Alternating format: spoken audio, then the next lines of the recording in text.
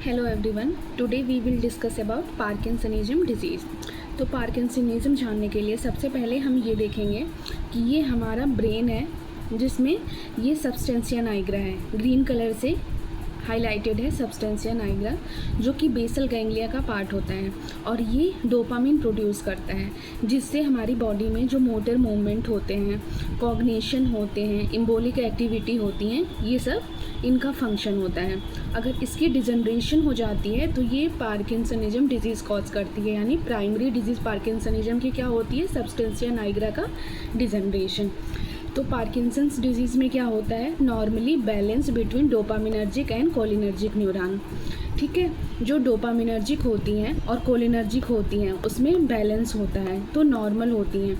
लेकिन अगर ये बैलेंस डिस्टर्ब हो जाता है, ठीक है, लॉस हो जाता है, यानी कोलिनर्जिक ज़्यादा हो जाती है और डोपामिनर्जिक कम हो जाती है, तो क्या हो जाता है? Parkinson's disease.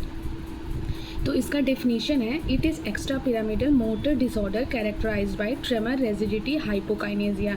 मतलब पार्किंसनिज्म का ये ट्रायड होता है। ठीक है, अब डोपामिनर्जिक न्यूरॉन क्या होता है? ये इनहिबिटरी नेचर में होता है और कोलिनर्जिक जो होता है एक्साइटेटरी नेचर में होता है। तो ये दोनों एक दूसरे को बैलेंस करते हैं, एक्साइटेटरी और इनहिबिटरी। लेकिन इसमें से एक भी ज़्यादा हो जाता है तो प्रॉब्लम क्रिएट हो जाती है।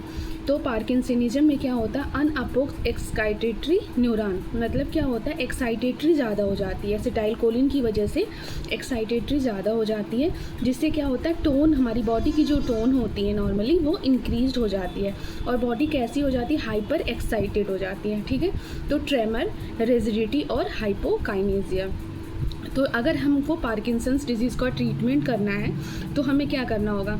एसिटाइलकोलिन ज़्यादा है तो इसे कम करना होगा, यानी एंटी कोलिनर्जिक। लेकिन सबसे पहले डोपामिन कम हो रहा है, ठीक है, तो हम क्या देंगे? डोपामिन देंगे बाहर से। तो हम क्या करेंगे? Increase brain dopaminergic activity and decrease cholinergic activity. तो इस तरीके से नॉर्मली क्या होता है, जो पार्किंसंस डिजीज़ होती हैं इसमें क्या होती है? बैलेंस बिगड़ जाता है, डोपामिनर्जिक और कोलिनर्जिक के बीच का बैलेंस बिगड़ जाता है, जिसकी वजह से पार्किंसनिज्म हो जाती है। तो हम एंटी पार्किंसंस ड्रग का हम सबसे पहले देखेंगे कौन सी होती हैं। पहली डोपामिनर्जिक ड्रग होती है। अब डोपामिनर्जिक ड्रग में हम देखेंगे पहला लीवोडोपा, कार्बिडोपा, बेंसेराजाइड। ठीक, ये पहले ग्रुप की ड्रग होंगी। दूसरी है एमेंटाडिन, जो एनएमडी एंटागोनिस्ट होती हैं। तीसरी है सीओएमटी इनहिबिटर और माओ इनहिबिटर। चौथी होती है डोपामिन एगोनिस्ट। तो हम सबसे पहले देखेंगे लीवोडोपा के बारे में। लीवोडोपा क्या होती हैं? लेस एफिकेसियस। क्यों होती हैं? क्योंकि लीवोडोपा जो होती है, डोपा डिकार्बोक्सिलेज जो होता है पेरीफेरी में, वो लीवोडोपा को डोपामिन में चेंज कर देता है। अब ये डोपामिन जो होती है ब्लड ब्रेन बैरियर को क्रॉस करके हमारे ब्रेन में नहीं जा पाती हैं। ठीक है, तो इस तरीके से ये लेस एफिकेसियस होती हैं। तो जो ये पेरीफेरी में लीवोडोपा डोपामिन बना देता है, तो इससे पेरीफेरल साइड इफ़ेक्ट भी हो जाते हैं। पेरीफेरल साइड इफ़ेक्ट में क्या होते हैं? हाइपोटेंशन, क्योंकि D1 इंक्रीज़ हो जाता है, बीटा 1 इंक्रीज़ हो जाता है जिससे एरिथमिया हो जाती हैं, अल्फ़ा 1 इंक्रीज़ हो जाता है जिससे हाइपरटेंशन, CTJ इंक्रीज जिससे वॉमिटिंग। तो ये पेरीफेरल साइड इफ़ेक्ट हो जाते हैं, क्योंकि हम लीवोडोपा क्रॉस नहीं कर पा रही है ना। लीवोडोपा तो क्रॉस कर जाती है, लेकिन जो पेरीफेरी में डोपा डिकार्बोक्सिलेज होते हैं उनको डोपामिन में चेंज कर देते हैं, जिससे वो क्रॉस नहीं कर पाते हैं। तो इसके लिए क्या होता है कि हम लीवोडोपा को कार्बिडोपा या बेंसेराजाइड के साथ देते हैं। अब ये क्या करते हैं? कार्बिडोपा और बेंसेराजाइड क्या करते हैं? जो पेरीफेरल डोपा डिकार्बोक्सिलेज था उसको इनहिबिट कर देते हैं। जैसे पेरीफेरी में डोपामिन जो इंक्रीज़ हो रहा था इसको हटा देते हैं, जिससे ये चेंज नहीं हो पाता है और लीवोडोपा आराम से ब्रेन बैरियर को क्रॉस करके अंदर जाता है। ठीक है, तो इस तरीके से ये इनका काम क्या होता है? कार्बिडोपा बेंसेराजाइड का ये एफिकेसी लीवोडोपा को बढ़ा देते हैं और पेरीफेरल जो साइड इफ़ेक्ट डोपामिन की वजह से हो रहा था उसको डिक्रीज़ कर देते हैं। तो इस तरीके से लीवोडोपा ब्लड ब्रेन बैरियर को क्रॉस करता है और ब्रेन में जाता है। ये तो पेरीफेरल डोपामिन की वजह से पेरीफेरल साइड इफ़ेक्ट है। लेकिन जो सेंट्रल, अगर लीवोडोपा का लेवल ज़्यादा हो जाता है ब्रेन में, ठीक है, क्योंकि लीवोडोपा ब्रेन में जाती है तो ब्रेन में वो कन्वर्ट हो जाती है डोपामिन में, डोपा डिकार्बोक्सिलेज सेंट्रल जो होती है। ये तो पेरीफेरल की वजह से साइड इफ़ेक्ट, सेंट्रल की वजह से जो साइड इफ़ेक्ट होते हैं वो क्या होते हैं? डिस्काइनेसिया होते हैं या फिर साइकोसिस हो जाते हैं। तो इस तरीके अब ये है कि जो पायरोडॉक्सिन होती है विटामिन बी कॉम्प्लेक्स, ठीक है, अगर ये डोपा डिकार्बोक्सिलेज का को-फैक्टर होता है, अगर हम इसको देते हैं तो लीवोडोपा की भी एक्टिविटी क्या होती है, डिक्रीज़ हो जाती है, एफिकेसी उनकी कम हो जाती है।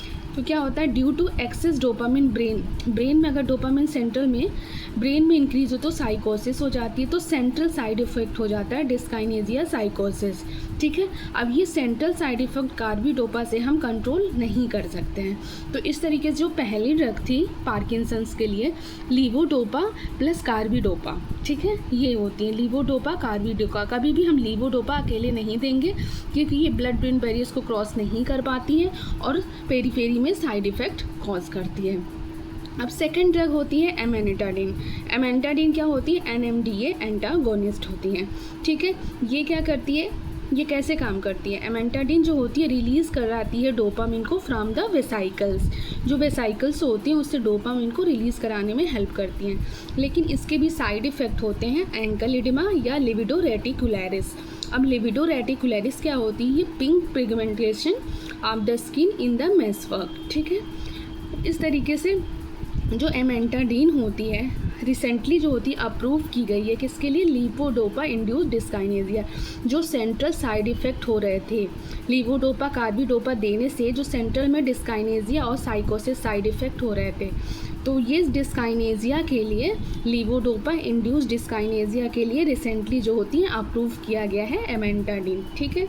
और एमेनिटाडिन को हम एंटीवायरल ड्रग के रूप में भी यूज़ करते हैं, किसके लिए, इन्फ्लुएंजा वायरस के लिए। तो इस तरीके से पहली जो ड्रग थी लीवोडोपा प्लस कार्बिडोपा, दूसरी एमेनिटाडिन। अब तीसरी है COMT इनहिबिटर। COMT इनहिबिटर का जो एग्जाम्पल होती हैं दो है, इंटाकैपॉन, टॉलकैपॉन। तो टॉलकैपॉन T से टॉक्सिक, लीवर के लिए टॉक्सिक होता है तो इसलिए इसको यूज़ नहीं करते हैं, तो हम प्रीफर किसको कहते हैं, इंटाकैपॉन को, ठीक है। और है MAO B inhibitor. MAO B जो होती हैं सेलेक्टिव माओ बी इनहिबिटर जो होती हैं वो देते हैं क्योंकि माओ बी जो होती है मेनली ब्रेन पे काम करती है और डोपामिन को क्या करती है, मेटाबोलाइज करती है। और जो माओ ए होता है वो सारे प्लेस पे होती है। तो हम इसमें जो होती है पार्किंसंस में माओ बी इनहिबिटर देते हैं, सिलेजिलिन, रासागिलिन एंड साफिनामाइड, ये 3 होती है, ठीक है। और साफिनामाइड जो होती हैं अप्रूव होती हैं on off phenomena of levodopa के लिए यूज़ हो जाती हैं। तो इस तरीके से तीसरी जो ड्रग है COMT इनहिबिटर और माओ बी इनहिबिटर। अब चौथा है, उससे पहले हम देखेंगे जो माओ बी इनहिबिटर होता है ये क्या करता है, डिजीज़ मॉडिफाइड एजेंट होता है पार्किंसंस के लिए। ये काम कैसे करता है, न्यूरोनल डिजनरेशन को डिक्रीज़ करके, ठीक है। चौथी जो ड्रग होती है डोपामिन एगोनिस्ट होता है, उसमें भी 2 तरीके की होती है, या तो एर्गॉट हो सकता है या तो नॉन एर्गॉट हो सकता है।